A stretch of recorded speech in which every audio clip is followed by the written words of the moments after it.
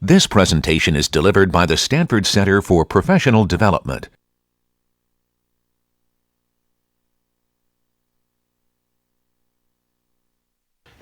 Okay, let me remind you where we finished up last time. We took an important first step in understanding the analysis and undertaking the analysis of periodic phenomena and trying to represent general periodic phenomena by the sum of much simpler periodic phenomena. That is complex exponentials. So think in terms of sines and cosines. All right.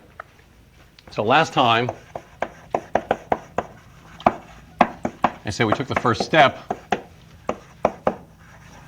in analyzing general periodic phenomena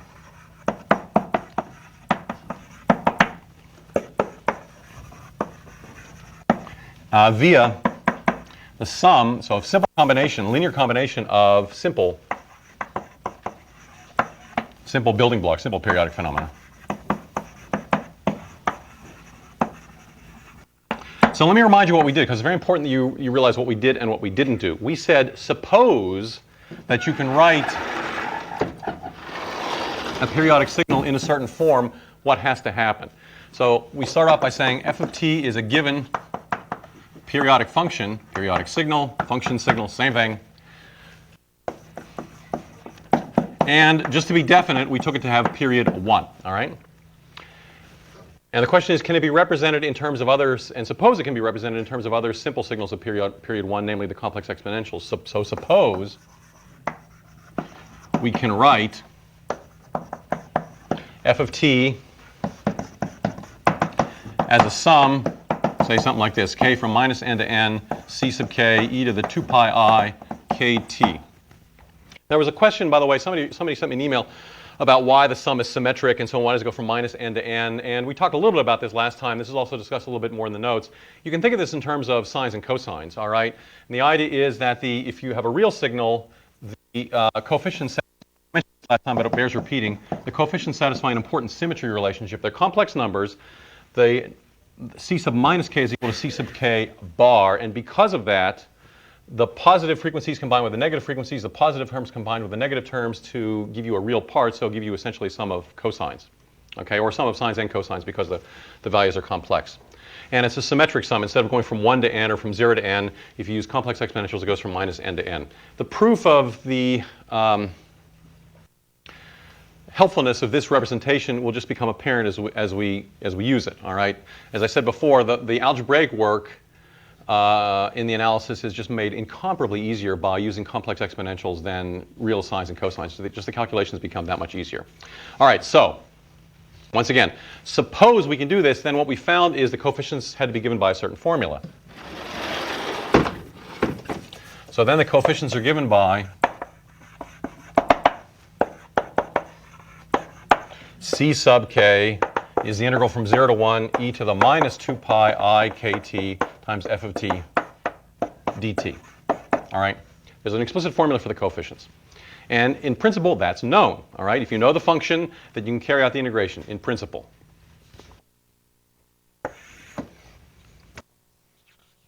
And I want to remind you that this formula, there were two parts of deriving that formula. There was sort of an algebraic part where we just try to isolate the kth coefficient, and that a certain way. But then the analytic part invoked a little calculus, where to solve for the coefficient I had to integrate, and this depended on a very important relationship of the complex exponentials. This I'll write it over here. I'll write it here. The integral from, I'll write it over here. The integral from 0 to 1 e to the, say, 2 pi I nt e to the 2 pi minus 2 pi I mt dt.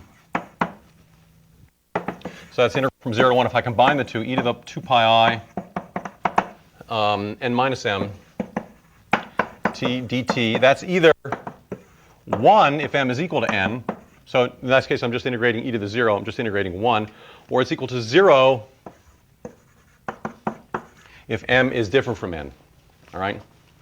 Fundamental relationship. And we'll see that making its triumphant return a little later on. All right, now, That's fine. And that was a very important first step, but it was only the first step. The second step is to turn the question around. All right? The first step said, suppose we can write the function in this form, then the coefficients have to be given by this formula. The second step is to turn that around and ask the following. When is that really possible? So I want to turn this around.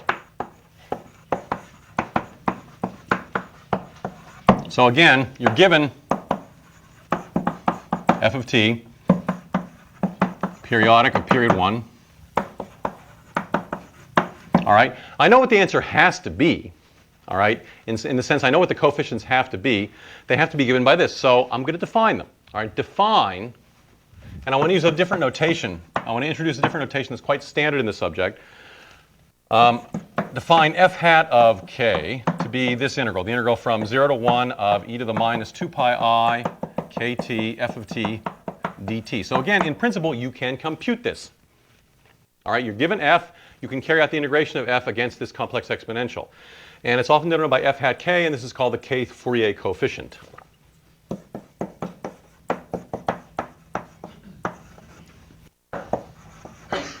Of f. Let me just say k Fourier coefficient. All right, so it depends on f.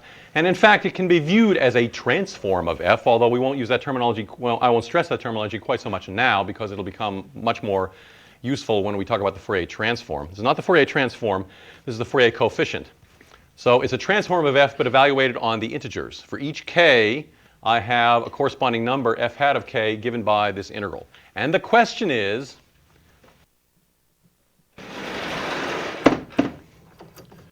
do we have, can we write the function, can we synthesize the function in terms of its Fourier coefficients? Can we write f of t is the sum from k equals minus n to n f hat of k e to the 2 pi I kt for some n? Is there some sum of these things that will allow us to express the given periodic function in terms of these simple building blocks? That's the question. I say I know what the answer has to be. If we can do it, the answer has to be given. Such an expression has to involve this. That's what I talked about last time. The question is, does it really work? If it does, if a statement like this is true, you have to believe that it gives you incredible power because, again, a general periodic function can be decomposed in this way into very simple terms. Analyzing a very complex system of periodic inputs, periodic outputs might very well be might be possible to do by analyzing what the system does to the relatively simple inputs and outputs given by the complex exponentials. All right? So if so, we can analyze complex systems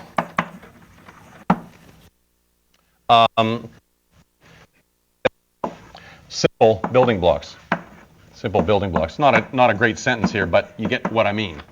Simple components, simple building blocks.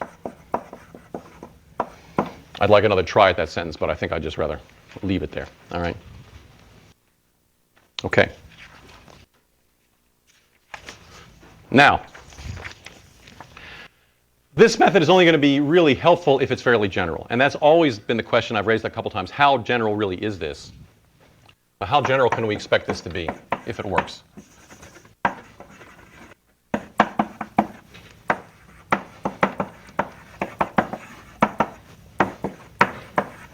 All right, is it worth putting the time and effort into even addressing this question if it's only going to work in a few specialized cases, that somehow we could handle an ad hoc basis when they came up? Well, let me give you a little warning here. All right, let me show you the kind of things, not to be negative about it, but let me show you how high the stakes are. All right, this is a very high stakes question.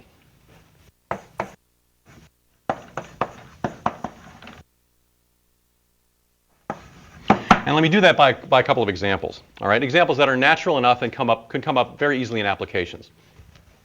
Let's look at some examples.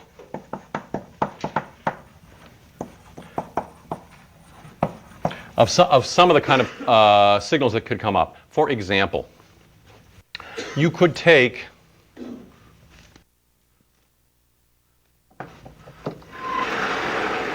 a signal that looks like this. All right, I'll draw it over here. I'll just draw the graph.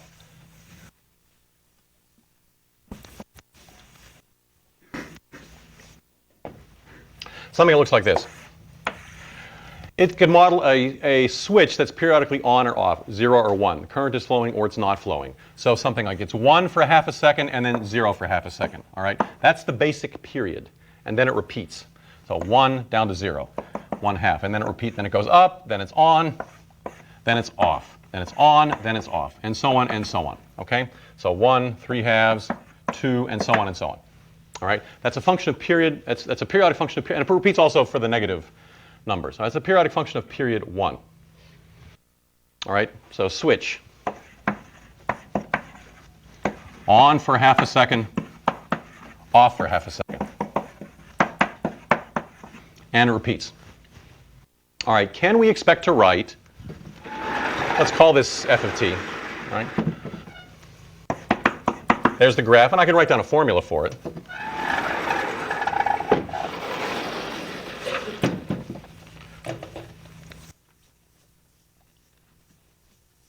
Can we write f in the form? I can compute the coefficients. I won't do it, but in fact, the coefficients are calculated in the notes.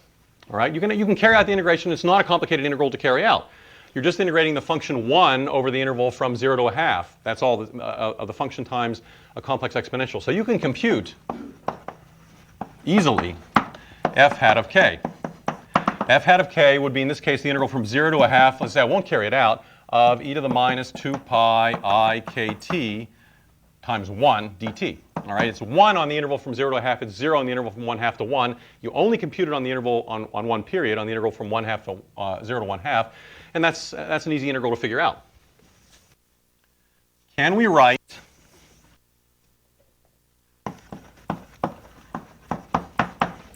f of t is sum from k equals minus n to n f hat of k e to the 2 pi I kt? That's the question. And the answer is no. Or at least not for a finite, not with a finite sum.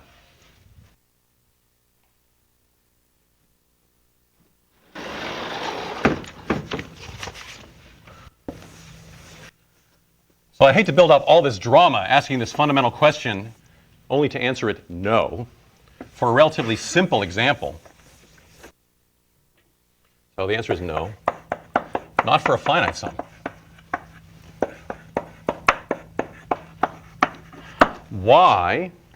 Because the complex exponentials, they're just sines and cosines, all right? They're continuous.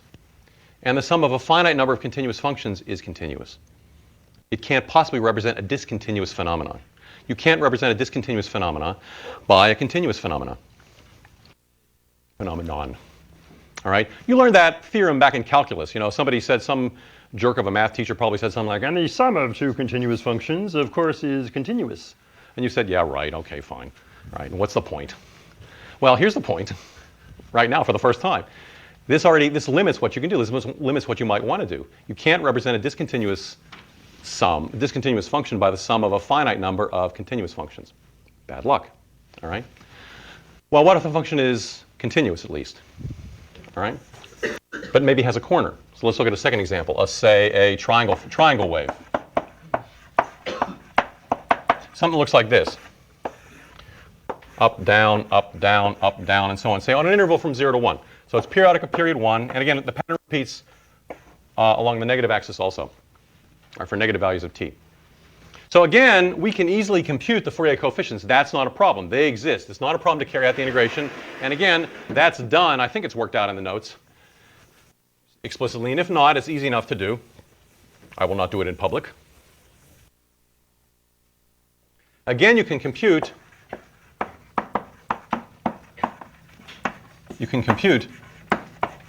the Fourier coefficients. Has to be integrated in two pieces. Has to be integrated, the integral from 0 to a half of the function t times the complex exponential, plus the integral from 1 half to 1 of the function, whatever this is, on the corresponding interval, on the interval times the other times the complex exponential. But you can do it, all right? It requires a little bit of work, but it's not hard. You can do it. Can we write, I'll call this f of t again, My generic function is always called ff of t. Can we write, again, the corresponding sum? Sum k equals minus n to n e to the f hat of k e to the 2 pi I kt. And again, the answer is no. Not for a finite sum.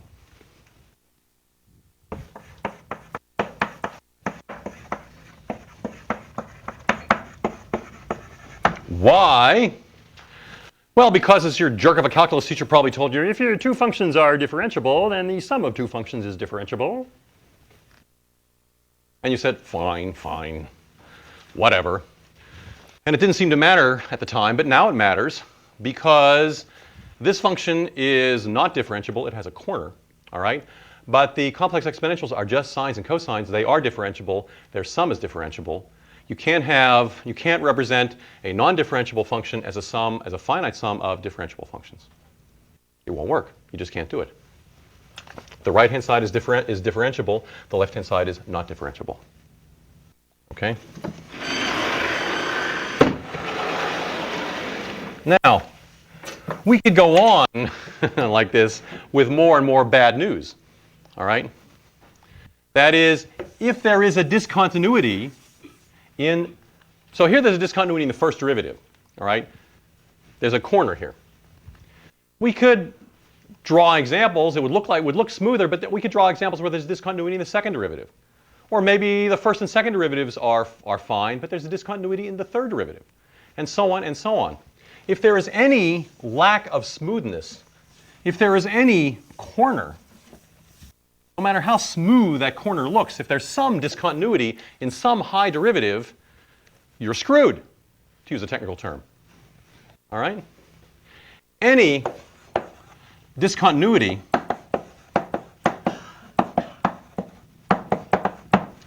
in any derivative precludes writing f of t is this sum from k equals minus n to n of f hat of k e to the 2 pi I kt for a finite sum, because these functions are infinitely differentiable. These functions are as smooth as they can be. They're sines and cosines. And you can't take a sum of those sines and cosines and put them together and get something that's not infinitely differentiable. All right? So this great idea, we might as well quit now or take the rest of the quarter off, because it doesn't look very general at all. I mean, the kind of signals you come up against may have jumps, may have corners, may have discontinuities, whatever. All right, maybe we want to make an approximation that they're as smooth as can be, and then we can use this, and that's an argument. But, you know, it's getting away from what we really hope to accomplish here. Let me, before I go any further, say that there's a maxim lurking here that's important. All right? That is, if we can't represent it as a finite sum, then we have to turn to infinite sums, or at least larger and larger finite sums. Sums of more and more terms. And the maximum that's lurking here, I'll say it now, and then we'll go back to the general discussion, is that it takes high frequencies to make sharp corners, or any corners for that matter. Maxim is it takes high frequencies to make sharp corners. Or really any kind, it sounds better if you say it like this, but really any kind of corner, all right? Any time there's some kind of discontinuity in some high derivative, that means that you're going to have trouble representing that phenomenon as a finite sum. You're going to have to take n larger and larger to try to represent it more and more accurately, and it takes more and more terms, takes higher and higher frequencies to make that bend, right? Even in very high, even for a relatively high degree of smoothness.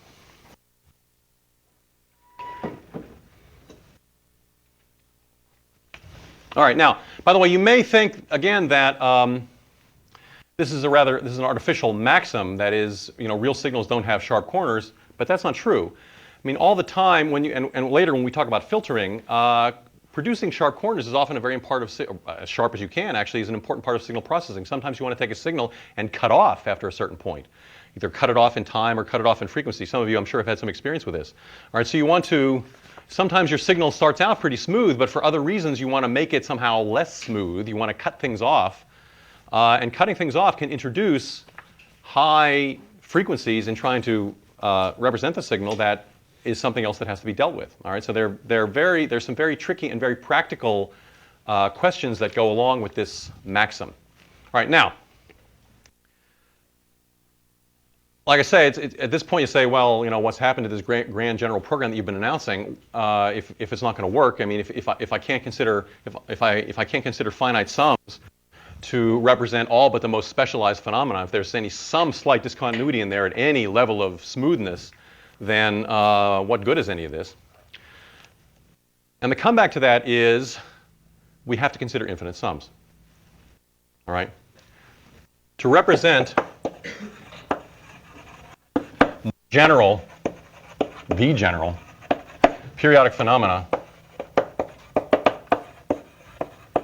periodic signals, we have to consider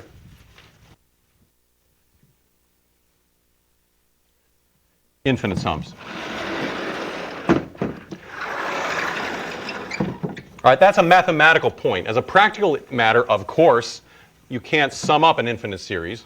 You can only sum up an approximation. But if you want to have some confidence in what you're doing, and if you want to know what errors you might have to analyze, the first thing you have to do is realize that you have to expand your purview from finite sums to infinite sums. So to represent more general periodic phenomena, we must consider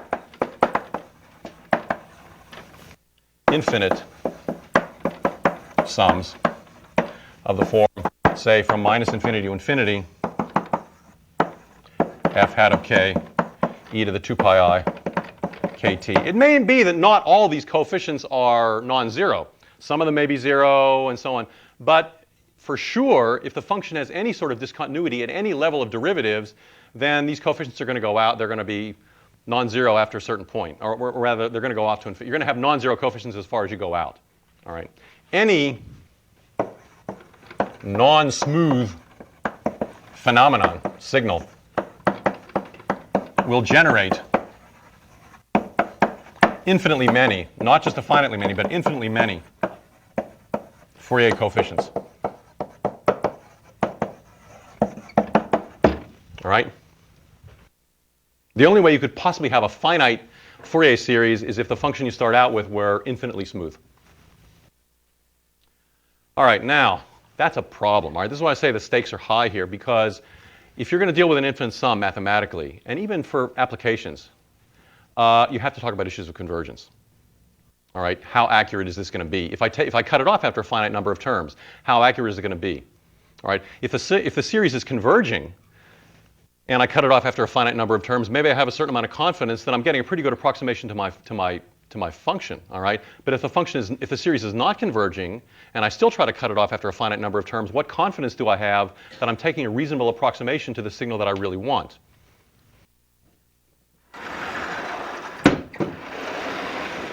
So you have to deal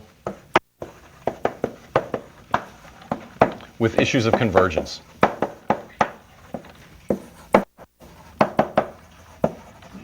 You are forced to, if you want this theory to apply at all generally. Okay? And again, not just for mathematical reasons, but also for practical reasons. Now, that's hard, all right? There are a lot of very hard questions here. And we're not going to go into the mathematical analysis of all of them. I do want to give you a big picture. I want to give you some good news and some hard news, but ultimately pretty good news about how this is dealt with, because it has all been sorted out. But it took generations of mathematicians and scientists and engineers working on this to finally resolve all these issues. Why is this so? I mean, talking about convergence of series is hard anyway. It's particularly hard in cases like this because the terms are alternating, or they're oscillating. All right? The complex exponential, again, think in terms of sines and cosines. All right? If I split this up into its real and imaginary parts, sometimes the cosine is positive, sometimes the cosine is negative, sometimes the sine is positive, sometimes the sine is negative. So you have positive terms and negative terms, and adding infinitely many of them up. All right? So convergence for an infinite sum like this has to depend on some sort of cancellations that are going on. There has to be some sort of conspiracy that's making this series converge for a given value of t. All right? You need a conspiracy of cancellations. How about that? cancellations, to make such a series converge because of the oscillation. All right, and that's hard to study. That can be hard to study in a given case. So I just want you to be aware of this, that the stakes are high and the issues are real. Now, here's what I want to do. I want to talk about the situation. I want to give you a number of statements, theorems, that cover what the story is here. And again, we're not going to go through the proofs of these things. It's not so crucial for us, the mathematical details. A lot of them are covered in the notes, not all of them, however, and I'll say a little bit more about that as well. But I do want you to be aware of where the hard parts are and what the answers are. All right? So what I want to do is I want to summarize. I want to have a summary of the main results. That is, the convergence when the function is continuous, which happens often enough that you want to know.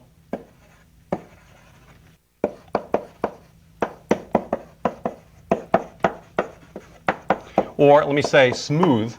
It has to be an infinite series if it's not infinitely smooth. All right? The convergence, or what passes for convergence, when you have certain discontinuities. And here, there's a nice and helpful statement about when you have a simple discontinuity of a jump, when you have a jump discontinuity. All right, these two cases are actually relatively straightforward. It's easy to remember, and it's easy to have a certain amount of confidence in what the results are. Again, although we won't prove it for it. I won't prove it. I won't go through the proofs. And finally,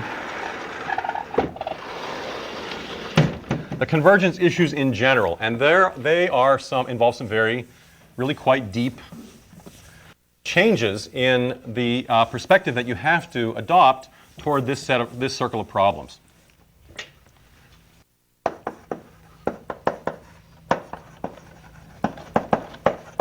Convergence in general. All right, you actually do have quite a broad general statement that covers all situations, pretty much all situations that come up reasonably in practice. But the notion of convergence is a little bit different, and the mathematics involved in here also it took a long time to sort out. All right, so this really involves this involves a fundamental change of perspective.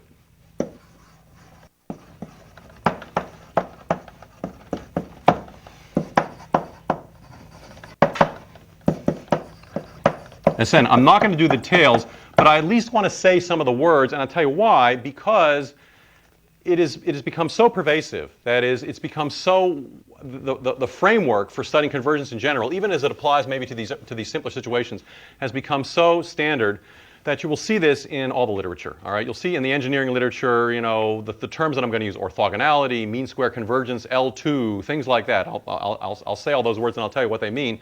But it's become absolutely the way of talking about these things. And if you look at modern treatments of signal processing, and I'm thinking in particular here of wavelet analysis, which has become very popular in recent years, you'll hear about orthonormal bases for so-and-so, and distinguished from the complex exponentials as orthonormal bases. You'll hear all the terminology that goes along with this point of view. So I think at least I want you to come away from this with some understanding and familiarity with the terminology that goes along with it. All right, now that's all I really want to. That's as far as I want to go with it. But even that, I hope, is going to be helpful for you. All right, so let me look at these cases, because these cases are pretty straightforward and they're good to know. Convergence when the signal is continuous. Yes, good news, it converges. All right, so that is, continuous case. All right, so again, you can form the Fourier series. All right. You have that the series sum k equals minus infinity to infinity f hat of k e to the 2 pi I kt converges for each t to the value f of t, pointwise. That means if you plug in a value of t into this sum and add it all up, then you have a series of constants, and what will it add up to? It will add up to the value of the function f of t. So that's good. All right, if the function is continuous, then you know the function, then you know the series is going to converge, and it's going to give you the right value. All right, good. Not so easy to prove. All right, it takes a little work to prove that, and again, that's sort of sketched out in the notes. All right, not all the details, but a number of them. At least you can see the broad outlines, and you will find this discussed in various levels of abstraction in most, certainly mathematical books on Fourier analysis, Fourier series. All right, but that's what to keep in mind there. So the continuous case is good. We call this point-wise convergence again because you plug in a value of t, a point in time, add up the series, which is then a sum of constants, and you're guaranteed that the sum will converge to the function f of t. In the case the function is smooth, actually you get a little bit more. If the function is differentiable, the smooth case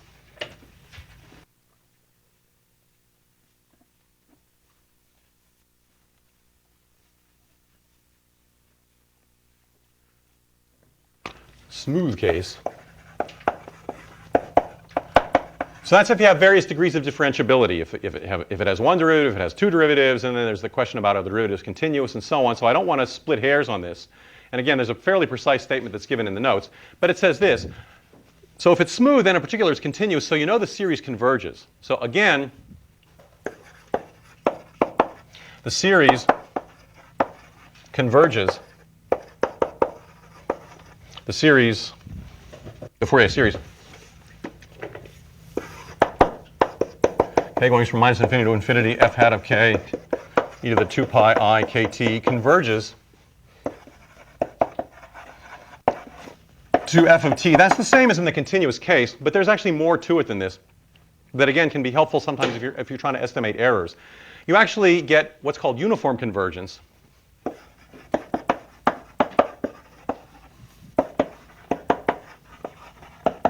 And what that means, the way you should think about this is, for different values of t, you can control the rate at which the series converges. Same rate for different values of t.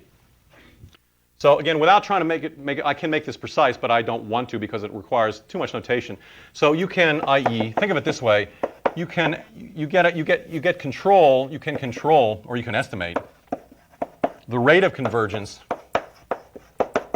how fast the series is converging at different values of t.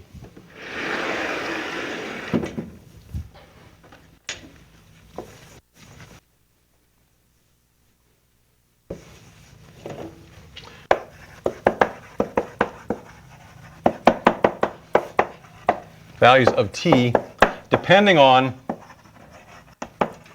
the degree of smoothness.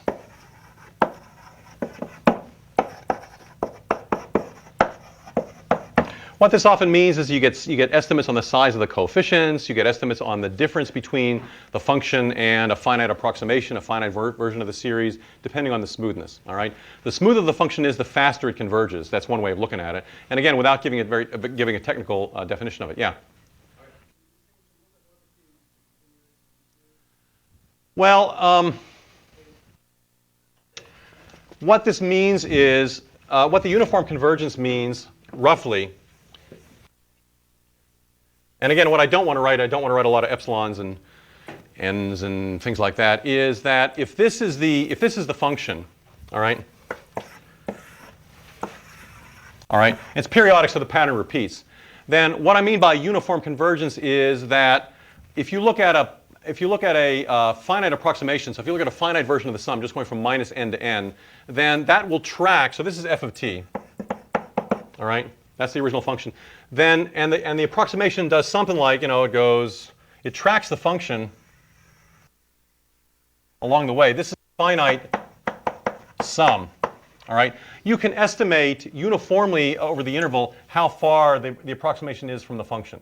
All right, so instead of just saying at a particular point the series is converging, all right, so again, if I fix a particular point here, then the value of the approximation is approaching the value of the function. That's fine. That's what happens for the continuous case. For the smooth case, you can say more than that. You can say uniformly how close the approximation is to the function over the entire interval, overall from 0 to 1. All right, and you can give an estimate for that.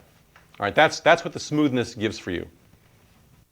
All right, and again, you can write that down precisely, but I'm not going to do that. There is actually a statement of this theorem that's given in the notes, if you're interested. And it's interesting. I mean, it can have some practical implications because you're never going to work with an infinite series in practice. You're always going to work with a finite approximation. So the question is, can you estimate the error? Can you give, if you're called upon, can you give some reasonable estimate for how far off you are, not just at a point, but uniformly over the interval where you're interested in making the approximation?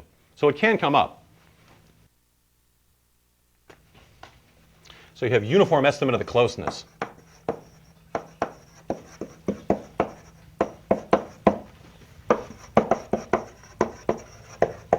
Okay. All right, so that's the differentiable, that's the continuous case and the smooth case. So that's good news, all right? That's good news, that's nice. If the function is smooth, if the function is continuous, the series are converging. If the function is smooth, the series is converging and it actually sort of stays uniformly close to the given function. Now I want to jump back actually to the discontinuous case because there is one situation that comes up that often enough in practice that is useful to know about.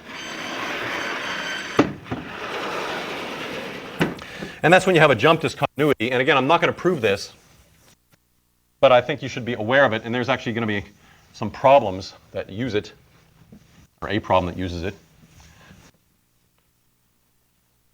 So if you have a jump discontinuity,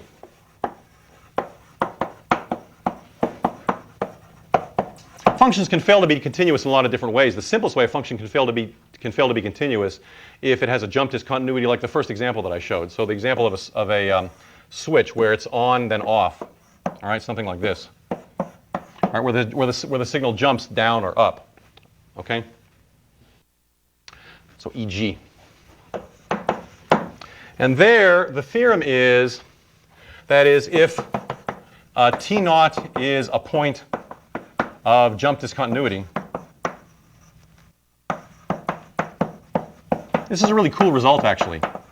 Then the sum converges. Then the sum minus infinity to infinity e to the minus, or maybe I'll put it, well, yeah, I'll put it like this. Minus 2 pi I kt, sorry. F hat of k, the Fourier series, f hat of k e to the 2 pi I kt, does converge at t naught. It converges at the jump discontinuity, but the function doesn't really have a value at t naught because it jumps. But it converges actually to the average value. All right, it converges to the point in the middle of the jump.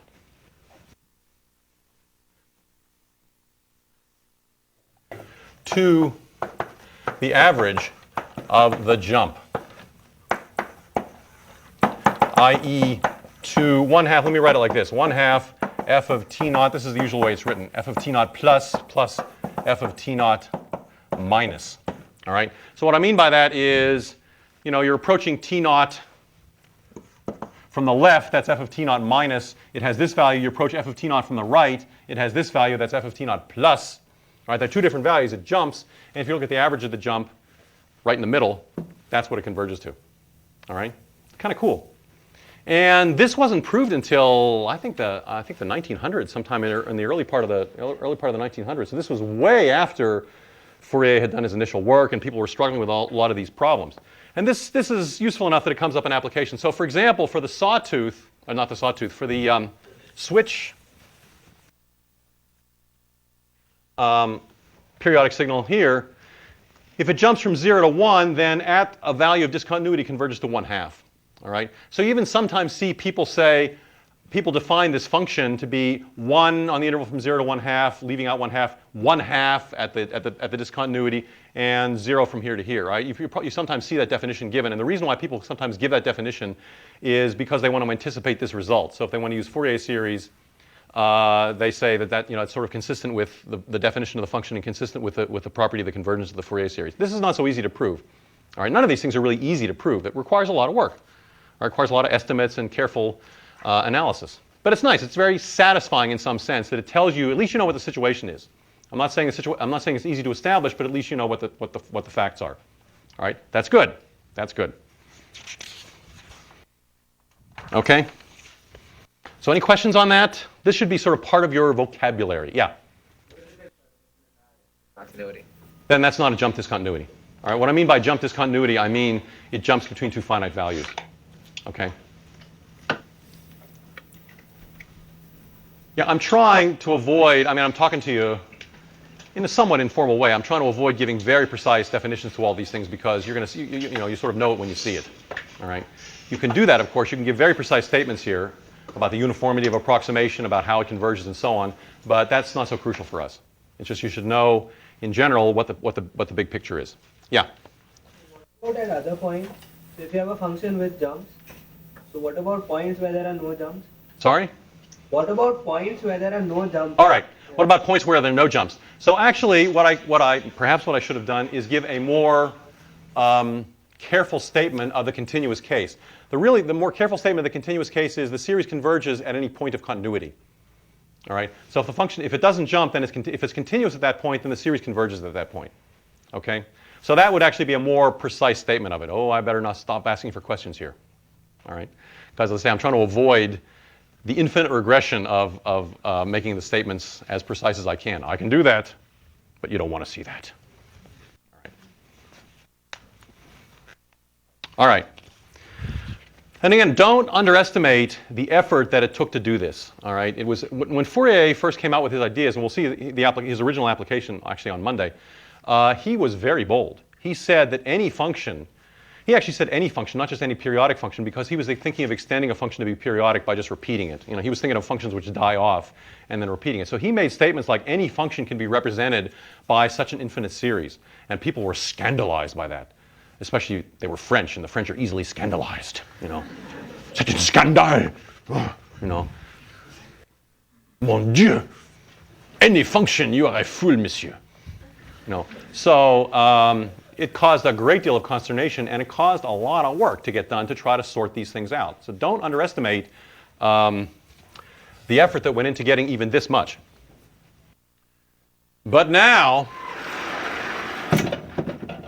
this was still ultimately not satisfying, because Fourier really set his sights very high that any periodic phenomena, never mind smoothness, whatever, could be represented in some sense by a Fourier series, by this sort of infinite sum. And that took to sort that out and to get to the truth of that really required an entirely different perspective. So I wanted to say a little bit about that. I'll only get to it a little bit today, then I'll finish it up on Monday, and we'll see some applications of this. All right.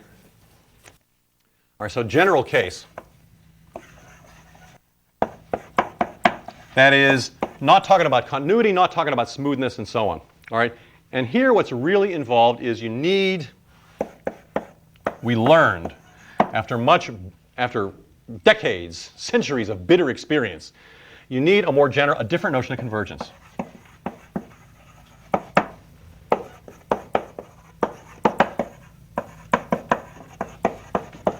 Of the infinite series. You learned not to talk about what you think would be the most natural thing, point-wise convergence. All right? You learned by hard lessons. You learned it because it didn't work. I mean, ultimately you couldn't get an answer that was very satisfying.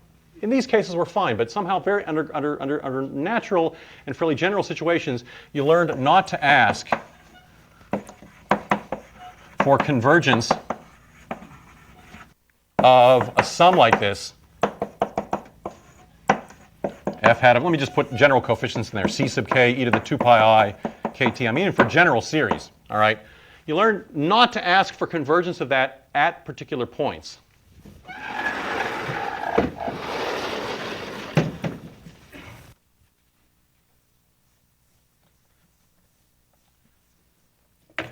At values of t. All right, you moved away from plugging in values of t and asking and looking at the series of constants and asking whether or not it converged. All right, and that was a hard step to take. Rather, what was ultimately learned was you get a satisfying answer if you ask for convergence in the mean, convergence on average. I mean, the proof that it was a good idea is because are the results that you can get if you take this point of view, and it was a hard-won point of view. So you get a better picture, more satisfying picture, if you ask for convergence in the average sense, or also sometimes called convergence in the mean, and I will write that down. All right. It's also sometimes called, in engineering terms, it's also sometimes called convergence in energy. you do see this term. For reasons which I'll explain, probably not today, but next time. Okay, remind me. All right, now what does that mean? Well, you need to make some assumption on the function, all right? It's not maybe completely general in the sense the function is arbitrary, but the assumption that you make on the function is pretty minimal. So again, I'm assuming the function is periodic. So really everything takes place on the interval from 0 to 1. It's only the properties of the function on the interval from 0 to 1 that matter for us, because everything is just repeated after that. All right, so you suppose, again, f of t is periodic at period 1. Periodic period 1. And you also suppose that it has the following property, that the integral, it's square integrable. Square dt is finite. The integral of the square of f is finite on the interval. And that's not too hard a thing to insist on. It's not too restrictive a thing to insist on. There are functions that don't satisfy that. If a function goes off to infinity at a certain rate on the interval from 0 to 1, if it's unbounded, then it may not satisfy this. But certainly the functions that come up most often in applications are going to satisfy a condition like this. And this actually is sometimes the hypothesis of finite energy. For reasons which we'll understand a little bit more later, this integral is often taken to be the total energy of the function depending on what the function represents. And so you're assuming that somehow the signal has finite energy, which is a reasonable physical assumption. All right? Finite energy. All right. Then as it turns out, then you can form, the Fourier coefficients do exist. That's something that actually has to be proved separately because it's a question of integrability, but it's true. You can form the coefficients f hat of k equals the integral from 0 to 1 e to the minus 2 pi I kt, as before, f of t dt. All right? Okay, so that's actually now a separate issue that has to be verified because you're not assuming the function is continuous or anything else. But it can be done. And the punchline is, and it's quite a punchline, that you still get convergence of the series, of the infinite Fourier series, but not, and this board is floating up here, let me do it over here, but not by plugging in points, but rather in an average sense, as follows.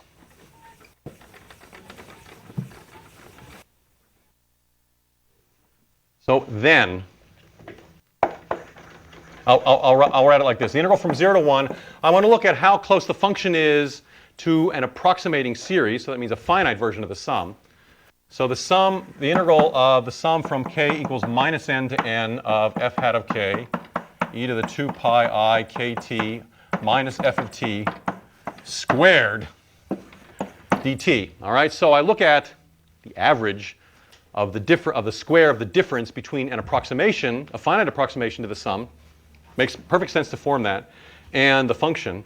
And the statement is that this tends to 0 as n tends to infinity. All right? The series converges to the function in the average sense. The series converges to the function in the mean. All right? The idea of integrating a function to get an average value is probably not so unfamiliar to you. One second.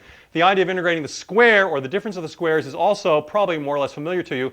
And as a matter of fact, this is exactly, again, for reasons I can't explain today, exactly related to the least squares approximation of a function by a combination of complex exponentials. Now, you had a question? Is this convergence in the mean square? Pardon me? Is this mean square convergence? Yeah, mean square convergence. Thank you. I say convergence in the mean. Maybe I should even call it mean square convergence. If you're familiar with that term, by all means, use it. All right, so it's mean square convergence. All right, so the result is, then I'm afraid we have to quit for today, that the series converges to the function, right? That is, it makes sense to write, you write f of t equals its Fourier series, k equals minus infinity to infinity, f hat of k e to the 2 pi I kt. But you have to understand what this equal sign means, all right, in this context. All right, in this context, you have to be careful here what this equal sign means. It doesn't mean plug the value of t and watch this series converge to the value of the function. It does not mean that.